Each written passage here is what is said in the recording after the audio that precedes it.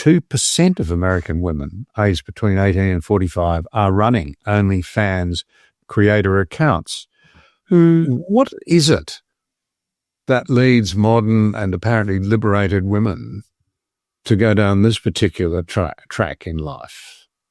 So at the societal level, it's the false ideas of sexual liberation offered by a lot of feminists, which I've written about at length, which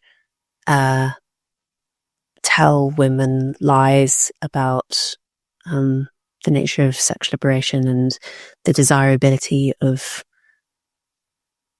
foregoing monogamy and commitment and so on. I mean, this is all stuff that I've written about at length.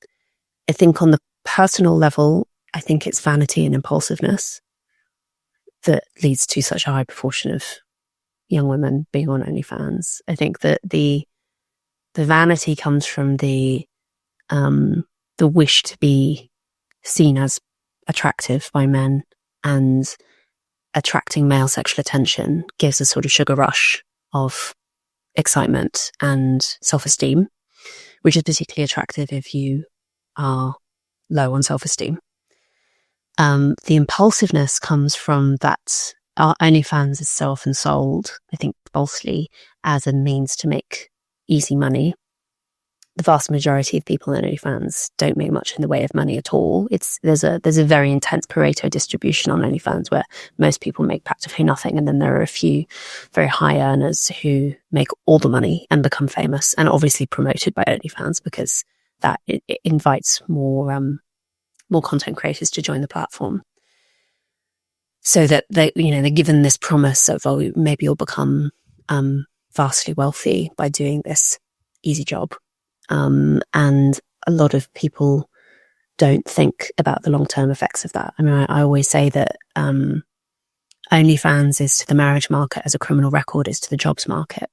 It becomes more difficult to attract a long-term partner if you've been on OnlyFans or if you've had any kind of involvement in the sex industry. It's not like you can never find a partner, but it just becomes much more difficult because a lot of men will find that deeply unappealing in a potential wife. And so maybe you're making some initial cash, probably not, but you're running very serious long-term risks in terms of your future relationships, and also in terms of things like what if photos get sent to your employer or to your family or your children or your grandchildren run across these in the future? I mean, the risks of embarrassment and sadness are so high for so little reward. But I think that it's a very good argument for why having social guardrails is a good thing, because in the past, no respectable woman would think of doing something like OnlyFans, being involved in the sex industry. I mean, the OnlyFans is worse than just prostitution because there's a permanent record of it. So the reputational risk is more enduring than in other ways that you can be involved in the sex industry in the past. No respectable woman would do such a thing because she would be so worried about running afoul of local opinion and of ruining her reputation. And I completely recognize that local opinion can be tyrannical, and falling afoul of, the local church ladies was a very serious and frightening thing for people because they could be very cruel. But the reason that exists, that the reason that you have these local enforcement of Christian moral ideas is precisely to prevent this sort of thing happening, to prevent young women from giving in to their vanity and their impulsivity and making decisions that potentially wreck their lives.